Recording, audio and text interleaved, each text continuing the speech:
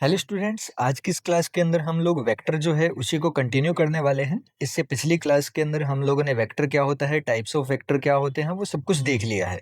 आज इस वीडियो में हम लोग स्टार्ट करेंगे लॉज ऑफ वेक्टर अलजेब्रा से, जिसके अंदर हमारा सबसे पहला जो लॉ आता है वो आता है कम्यूटेटिव लॉ। अब कम्यूटेटिव लॉ कहता है कि अगर मैं कोई भी एक वेक्टर मतलब कि ए वेक्टर को बी वेक्टर के साथ में ऐड करता हूं तो ये हमेशा इक्वल होगा बी वेक्टर प्लस ए वेक्टर के। कहने की बात है कि अगर मैं 2+4 = 6 करता हूं तो आंसर 4+2 से भी 6 ही आएगा।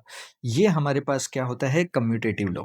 उसके बाद में हमारे पास जो सेकंड लॉ आता है वो आता है एसोसिएटिव लॉ। एसोसिएटिव लॉ क्या कहता है, अगर मैं कोई भी दो initial vector A vector plus B vector को ऐड करता हूँ और उसके बाद किसी थर्ड वेक्टर सी में उसको ऐड कर देता हूँ तो हमारा आंसर इक्वल ही होगा अगर मैं फाइनल बी और सी वेक्टर को ऐड करके इनिशियल ए वेक्टर में ऐड करता हूँ तो इससे हमारे आंसर पे कोई भी फर्क नहीं पड़ेगा। थर्ड जो लॉ है हमारे पास में वो होता है डिस्ट्रीब्यूटिव लॉ। अब ये जो डिस्ट्रीब्यूटिव लॉ है ये क्या कहता है कि अगर हमें किसी भी एक वेरिएबल को दो वेक्टर के साथ में मल्टीप्लाई करता हूँ और वो दोनों वेक्टर क्या हों, ब्रैकेट के अंदर हों, तो वो जो वेरिएबल होगा वो दोनों के दोनों वेक्टर के साथ में काउंट किया जाएगा। ये हमारे पास में तीन लॉ होते हैं किसके अंदर, वेक्टर अलजेब्रा के अंदर। अगर तुम्हारे लिए ये सारी की सारी चीज़ें इजी हो चुकी हैं, तुम्हें समझ में आ चुका है, तो नेक्स्ट जो टॉपिक है हमारे पास में वो होता है डॉट प्रोडक्ट। अब यहाँ से चीज़ें थोड़ी सी इम्पोर्टेंट होना शुरू हो जाती हैं, जो कि तुम्हारे एग्ज़ाम के लिए भी काफ़ी ज़्यादा इम्पोर्टेंट है। इसी डॉट प्रोडक्ट को हम दूसरे नाम से भी जानते हैं जिसका नाम है स्केलर प्रोडक्ट। कहने का मतलब है, अगर मैं कोई भी दो वेक्टर को मल्टीप्लाई करता हूँ और मेरा आंसर किस में आ जाए, स्केलर के अंदर आ जाए, तो वही प्रोडक्ट कौन सा प्रोडक्ट बन जाता है, डॉट प्रोडक्ट। और जब भी हम डॉट प्रोडक्ट निकालते हैं हमेशा दोनों वेक्टर के बीच में एक डॉट का साइन लगाते हैं। अगर मैं इसी को सही तरीके से इलेबरेट करूं तो ए वेक्टर डॉट बी वेक्टर हमेशा बराबर होगा ए बी कॉस थीटा के। और यहाँ पे हमें पता लग गया कि कॉस थीटा निकालना यहाँ से इजी है। कॉस थीटा निकालने के लिए हम क्या करेंगे, A vector dot B vector upon में ए बी। तो ध्यान रखना ये जो थीटा है ये थीटा हमारा एंगल है ए और बी के बीच का। और अगर मैंने को थीटा पता लग गया तो मैं ए डॉट भी निकाल सकता हूँ। और अगर थीटा नहीं पता है लेकिन ए डॉट भी पता है तो मैं यहाँ से कोस थीटा की वैल्यू पता करके और फिर थीटा की वैल्यू निकाल सकता हूँ। तो इसमें कोई भी बड़ी बात नहीं है, कोई रॉकेट साइंस नहीं है ये चीज़, ये हम लोग करते हुए आते हैं 9th क्लास से ही। लेकिन बस इतना तुम्हें याद रखना है, डॉट प्रोडक्ट का जो रिजल्ट होता है वो हमेशा क्या होता है, स्केलर होता है। ठीक है, वेक्टर मत करके आ जाना कभी भी। अब जिस तरीके से हमारे पास लॉज होते हैं उसी तरीके से डॉट प्रोडक्ट में कुछ प्रॉपर्टीज होती हैं। पहली अगर प्रॉपर्टी की बात की जाए तो वो सेम होती है कम्यूटेटिव। अब ये कम्यूटेटिव क्या है, अभी ऊपर जैसे हमने एडिशन का देखा उसी तरीके से डॉट प्रोडक्ट में भी जो कम्यूटेटिव है वो वर्क करता है। मतलब ए डॉट बी जो है वो बराबर होता है बी डॉट ए के। दूसरा अगर मैं बात करूँ तो वो होता है डिस्ट्रीब्यूटिव। डिस्ट्रीब्यूटिव कैसे होगा वो ध्यान देना। डिस्ट्रीब्यूटिव लॉ के अंदर अगर मैं कोई भी एक वेक्टर को किन्हीं दो वेक्टर के सम के साथ में डॉट प्रोडक्ट करता हूँ तो वो सेम पिछले वाले की तरीके से दोनों के साथ में माना जाएगा। मतलब A dot B plus A dot C, इस तरीके से हम उसको रिप्रेजेंट करेंगे। लेकिन अगर मैं सेम वेक्टर का डॉट प्रोडक्ट कर देता हूं तो उसका क्या हो जाएगा, स्क्वायर हो जाएगा। ये तुम्हें याद रखना है, बहुत सारी जगह पे ये चीज़ काम आएगी। ठीक है, इसी में जो फोर्थ प्रॉपर्टी होती है वो क्या होती है, अगर कोई दो वेक्टर एक दूसरे के परपेंडिकुलर हैं तो परपेंडिकुलर की केस में थीटा इक्वल टू क्या हो गया, 90 डिग्री। तो ए डॉट बी जो होगा वो हमारे पास में हमेशा क्या होगा, जीरो। क्यों होगा, क्योंकि थीटा 90 डिग्री है तो मतलब कोस थीटा क्या हो गया, कोस 90। और कोस 90 पे इसकी वैल्यू क्या होती है, जीरो। तो ए डॉट बी सिर्फ क्या बचाएगा हमारे लिए, जीरो ही बचाएगा, क्योंकि बाकी सारी के सारी टर्म्स क्या बन गई है, जीरो बन गई है। क्लियर है ये बात। तो ये चार प्रॉपर्टी होती हैं किसके अंदर, डॉट प्रोडक्ट के अंदर, और हमें ये पता होनी चाहिए। इतना अगर तुम्हें पता लग गया तो इतनी देर से हम लोग दो वेक्टर यहाँ पे लेके चल रहे हैं, ए वेक्टर और बी वेक्टर। अब इनको सोल्व कैसे करेंगे, तो हम सबसे पहले उन वेक्टर्स को कंपोनेंट में ब्रेक करेंगे। तो यहाँ पे ax i cap plus ay j cap plus az k cap, ये हमने ब्रेक किया किसको, a को। उसी तरीके से हम b को भी क्या करेंगे, ब्रेक करेंगे। bx i cap by j cap plus bz k cap. दोनों को ब्रेक करने के बाद में हमें क्या करना है, सिर्फ और सिर्फ इन दोनों का डॉट प्रोडक्ट निकालना है। अब ध्यान देना, डॉट प्रोडक्ट के अंदर अगर मेरे पास में आई कैप और आई कैप है, आई कैप डॉट आई कैप, मतलब दोनों की डायरेक्शन क्या है, सेम है। और दोनों की डायरेक्शन सेम है तो थीटा इक्वल टू क्या हो गया, 0। और कोस 0 की वैल्यू क्या होती है, 1। मतलब हमारा जो ये यूनिट वेक्टर है ये क्या हो गया, 1 बन गया। और 1 अगर ये बन गया है, मतलब मैं इसको लिखूँ या ना लिखूँ बात बराबर है। तो यहाँ पे सिर्फ मेरे पास जो आंसर आएगा वो कुछ इस फॉर्म के अंदर निकल के आ जाएगा। अब ध्यान देना, डायरेक्शन यहाँ से हट चुकी है, और डायरेक्शन जब नहीं होती तो हमारे पास जो वेक्टर है वो वेक्टर नहीं होता, वो स्केलर बन जाता है। और यही हमने देखा था कि अभी a डॉट बी क्या देता है, हमेशा स्केलर। और यहाँ पे भी हमने देखा कि जो आंसर है उसके अंदर डायरेक्शन कहीं है ही नहीं, मतलब हमारा जो आंसर है वो किसके अंदर निकल के आया है, वो स्केलर फॉर्म के अंदर निकल के आया है। मतलब हमने जो थोड़ी देर पहले कहा था डॉट प्रोडक्ट के बारे में, वो बिल्कुल सही है। तो ये जो आंसर है वो कुछ इस तरीके से बन जाएगा। अगर इसी चीज़ को अगर मैं एग्जाम्पल के थ्रू समझाना चाहूँ, तो ऐसे मान लेते हैं कि एक ए वेक्टर है जिसकी वैल्यूज हैं 2i cap plus 3j cap plus 4k cap, और एक दूसरा कोई वेक्टर है बी वेक्टर जिसकी वैल्यू है 2i cap minus 3j cap plus 4k cap. अब अगर इन दोनों का मैं क्या निकालूंगा, डॉट प्रोडक्ट निकालूंगा, तो ध्यान देना आई जे के तो अब भूल जाओ तुम, यहाँ पे कुछ है ही नहीं आई जे के। सिर्फ आई को आई से मल्टीप्लाई करो, मतलब 2 मल्टीप्लाई 2 4, जे को जे से मल्टीप्लाई करो, 3 मल्टीप्लाई 3 9। लेकिन साइन किसका आएगा, ध्यान दो, प्लस और माइनस है, मतलब प्लस माइनस माइनस, तो साइन किसका आएगा, माइनस। 4 प्लस 4 कितना हो गया, 16। तो यहाँ पे आंसर हो गया 16। तो आंसर मेरे पास में निकल के कितना आएगा, 11 मेरे पास में आंसर निकल के आएगा। और ये किसका आंसर है, ए डॉट बी का। क्या यहाँ पे कोई आई जे के है, नहीं है, मतलब ये जो आंसर है ये मेरे पास में क्या है, स्केलर आंसर है।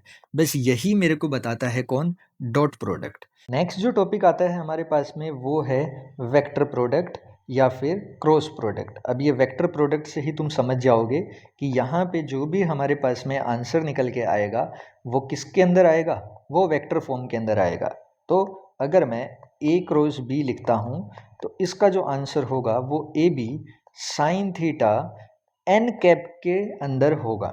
मतलब ये एन कैप यहाँ पे क्या है, एन कैप यहाँ पे एक यूनिट वेक्टर है। क्या है, यूनिट वेक्टर, जो कि परपेंडिकुलर है ए बी प्लेन के। इसके परपेंडिकुलर है ए बी प्लेन के, ठीक है।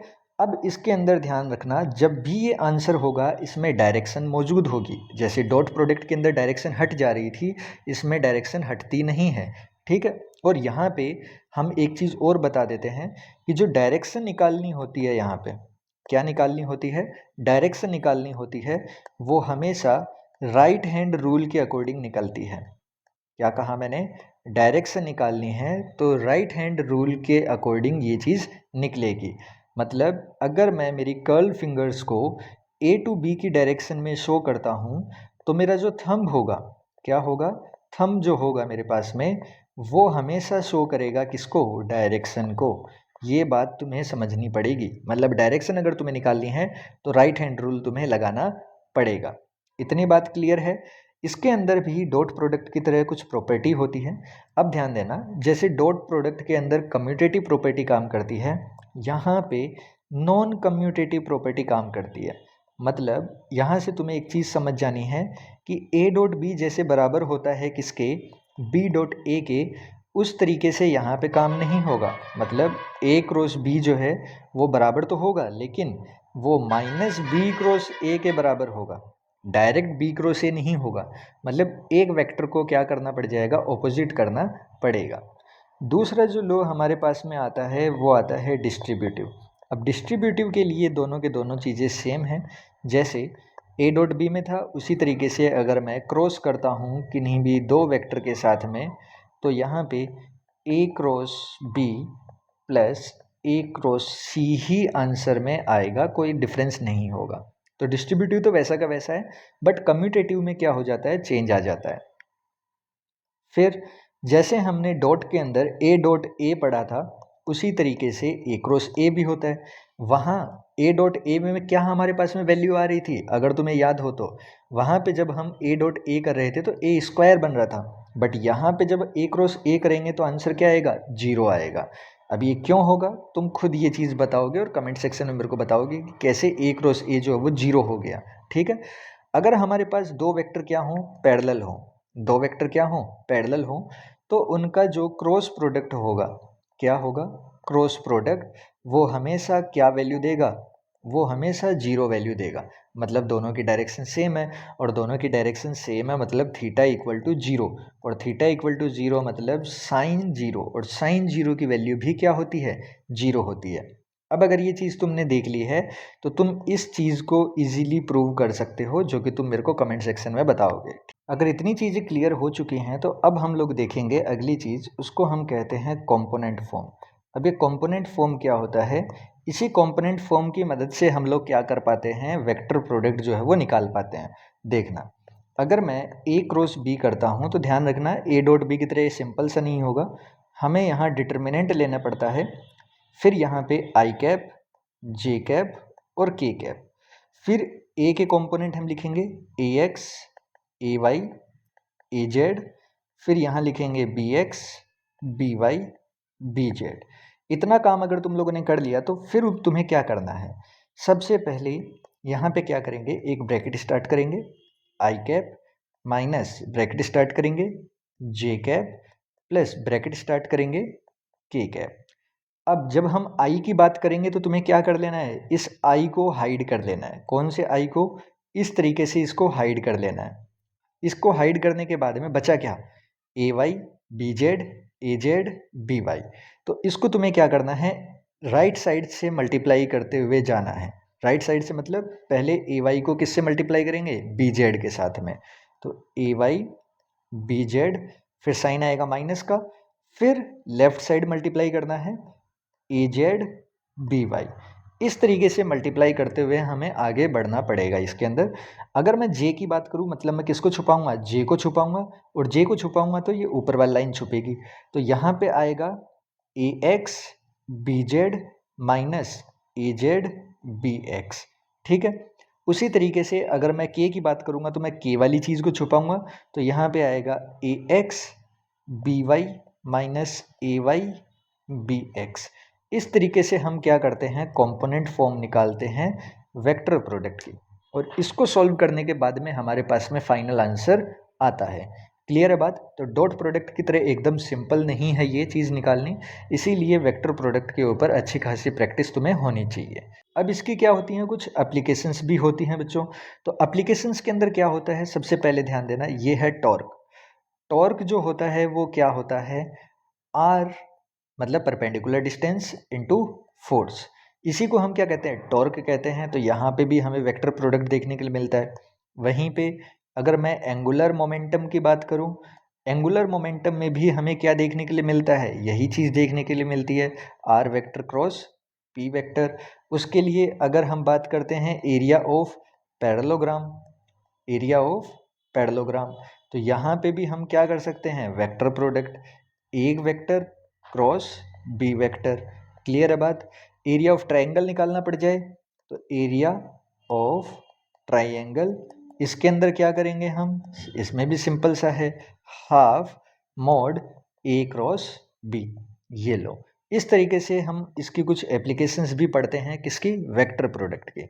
अगर यहाँ तक बात तुम्हारे क्लियर हो चुकी है तो ये बहुत अच्छी बात है। अब मैं तुम्हें जो चीज़ बताऊंगा वो चीज़ तुम एक बार अच्छे से समझना। जैसे मैं यहाँ लिखता हूँ आई कैप, जे कैप और के कैप। तो यहाँ पे मैंने थोड़ी देर पहले कहा था कि राइट हैंड रूल का यूज़ करना, तो तुम एक साइकिल बनाओ जो कि क्लॉकवाइज होगी। ये रही क्लॉकवाइज साइकिल। इस क्लॉकवाइज साइकिल से हम क्या समझेंगे, इस क्लॉकवाइज साइकिल से हम समझेंगे कि अगर आई को क्रॉस किया जाता है जे के साथ, मतलब दो अलग अलग क्या हैं हमारे पास में, डायरेक्शंस हैं। तो आई को अगर मैं जे के साथ में क्रॉस करवाता हूँ तो हमेशा डायरेक्शन आएगी वो के की डायरेक्शन आएगी। ठीक है, उसी तरीके से अगर मैं जे को क्रॉस करवाता हूँ के साथ में, तो हमेशा आई की डायरेक्शन आएगी। और अगर मैं के को क्रॉस करवा देता हूँ किसके साथ, आई के साथ में, तो जो डायरेक्शन आएगी वो मेरे पास में जे की डायरेक्शन आएगी। ये तुम्हें समझना है। ये कब की बात है, जब क्रॉस प्रोडक्ट होगा। लेकिन क्रॉस प्रोडक्ट के अंदर अगर क्रॉस में करवाता हूँ कोई भी दो सेम डायरेक्शन के बीच में, तो आंसर जो होगा वो क्या होगा, यहाँ पे आंसर आएगा मेरे पास में 0। जैसे आई क्रॉस आई क्या हो गया, 0। उसी तरीके से जे क्रॉस जे भी क्या हो गया, 0। और उसी तरीके से के क्रॉस के भी क्या हो जाएगा मेरे पास में, 0। क्योंकि सेम डायरेक्शन मतलब थीटा इक्वल टू 0, और थीटा इक्वल टू 0 पे साइन भी क्या दे वैल्यू देगा, 0। क्लियर है बात इतनी। तो ये डायरेक्शन निकालनी तुम्हें ज़रूर याद रखनी पड़ेंगी हमेशा, क्योंकि ये थोड़ा सा क्या रहता है, हमारे लिए इम्पोर्टेंट रहता है। तो इसको अच्छे से तुम्हें समझना है कि कैसे हमने यहाँ पे डायरेक्शंस निकाली हैं राइट हैंड रूल का यूज़ करके।